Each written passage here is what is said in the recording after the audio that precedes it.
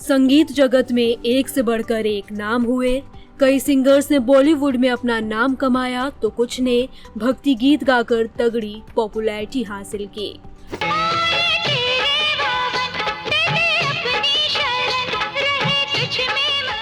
बॉलीवुड की 500 से ज्यादा फिल्मों में अपनी आवाज का जादू बिखेर चुकी सिंगर अनुराधा पौडवाल आज 70 साल की हो गई हैं। पंछी बनूं उड़ती फिरूं मस्त गगन में, आज मैं आजाद हूं दुनिया। सिंगर अनुराधा पौडवाल जब 4 साल की थी तो उन्हें निमोनिया हो गया था।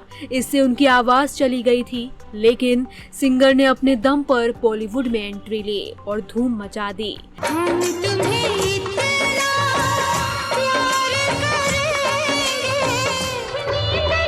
मुझे चैन ना कोई जरा ढूंढ के लाए, न जाने कहां। करीब 150 से ज्यादा सुपरहिट गाने गाने के बाद जब अनुराधा संगीत की दुनिया की रॉक स्टार बन गई तो झटके में फिल्मी दुनिया को अलविदा कह दिया।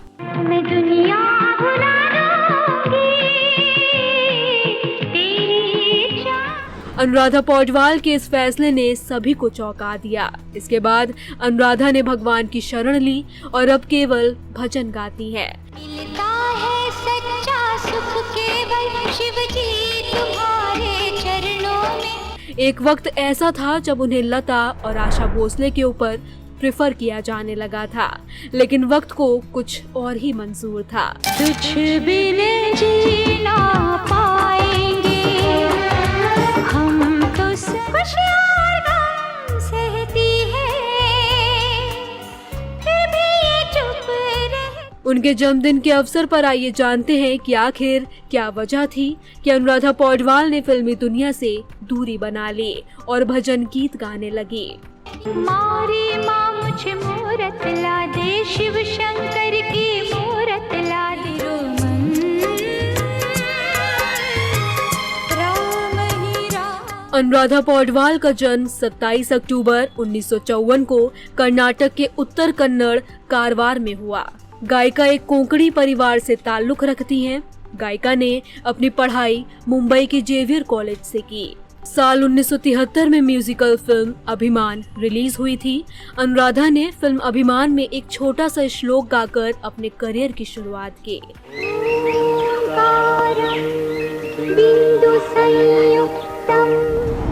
इस फिल्म में अमिताभ और जया की जोड़ी को खूब पसंद किया गया था। फिल्म के सभी गाने भी खूब पसंद किए गए थे। इस फिल्म की खास बात ये थी कि इस मूवी से भजन क्वीन के नाम से मशहूर अनुराधा पौडवाल ने अपने बॉलीवुड करियर की शुरुआत की थी। पिया बिना बांसिया बाजे। इसके बाद उनका मराठी गीत भावगीतेन काफी मशहूर हुआ। ही नाही कधीच नाही, कधी ही नाही। साल 1976 में उन्होंने फिल्म कालीचरण के लिए गीत गाया, जो उनके करियर को नई ऊंचाइयों पर ले गया। 1/2, 2/4, 1/2। इसके बाद वे जैसे जैसे आगे बढ़ती गई, सफलता की बुलंदियां छूती गई। उन्होंने कुमार शान, सुरेश वाडेकर और उदित नारायण समेत कई सारे सिंगर्स के साथ परफॉर्म किया।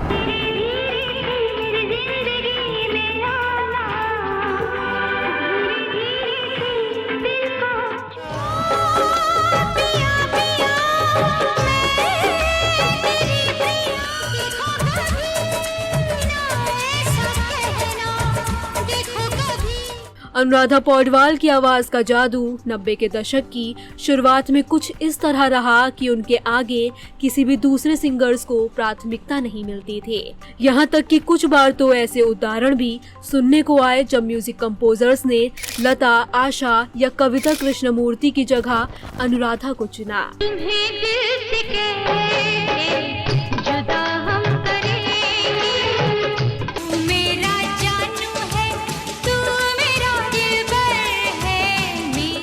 90s में उनके इम्पैक्ट का अंदाजा इस बात से ही लगाया जा सकता है कि सिंगर को 1991 से 1993 के बीच लगातार 3 साल तक फिल्म फेयर अवार्ड मिला, जो एक रिकॉर्ड है। इसके अलावा उन्हें DY पाटिल यूनिवर्सिटी द्वारा D.Litt ऑनररी यानी डॉक्टर ऑफ लेटर्स डिग्री मिली। लता मंगेशकर के बाद वे ये डिग्री पाने वाली दूसरी सिंगर थी।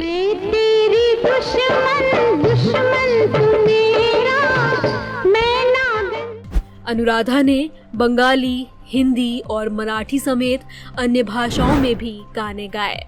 रिपोर्ट्स की माने तो उन्होंने अपने करियर में 10,000 के करीब गाने गाए और कई सम्मान प्राप्त किए।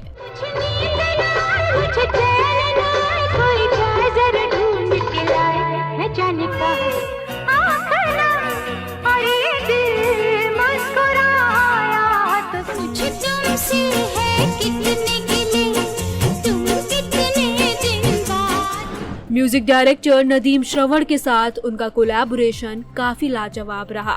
वो अनुराधा ही थी जिन्होंने नदीम श्रवण के टैलेंट को पहचाना था। उन्होंने अपने करियर के दौरान लीजेंडरी सिंगर्स संग गाने गाए। उन्होंने मोहम्मद रफी, किशोर कुमार, मन्ना डे, KJ येसुदास, SP बालासुब्रमण्यम, उदित नारायण, मोहम्मद अजीज और मुकेश के साथ भी गाने गाए। उन्होंने अलका याग्निक, आशा भोसले और कविता कृष्णमूर्ति के साथ डुएट्स भी गाए।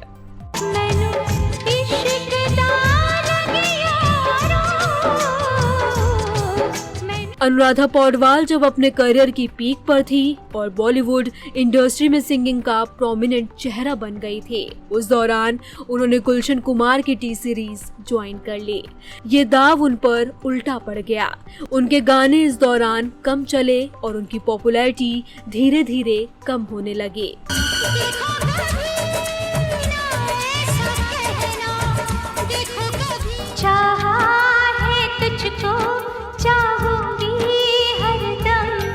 इस दौरान उन्होंने बॉलीवुड इंडस्ट्री को छोड़ पूरी तरह से भक्ति गीत गाने का फैसला लिया। काफी समय तक वे फिल्मों में नहीं आई और गुलशन कुमार के निधन के बाद से उन्होंने फिर से दूसरी म्यूजिक कंपनीज के साथ कोलैबोरेट करना शुरू कर दिया। उनके काम को सराहना भी मिली, लेकिन पहले जैसी पॉपुलैरिटी उन्हें नहीं मिल सकी।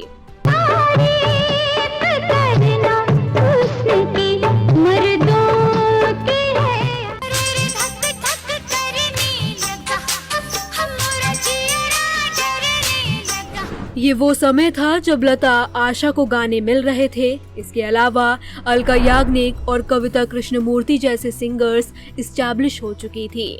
इसका असर भी अनुराधा के स्टारडम पर पड़ा। इसके बाद से अनुराधा ने एक बार फिर से अपने जीवन का सबसे टफ फैसला लिया और उन्होंने हमेशा के लिए बॉलीवुड क्विट कर दिया और पूरी तरह से भजन गीत गाने लग गए।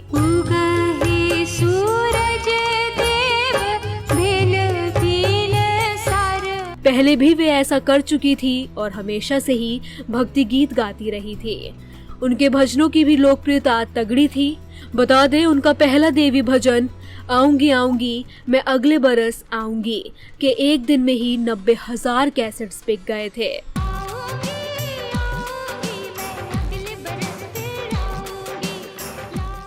इसके बाद उनके भजनों को बहुत पसंद किया जाने लगा। कल्पतरु पुण्य आत्मा प्रेम सुधा शिवना गीता ब्रह्म स्वरूपनी गीता मोक्ष कथा।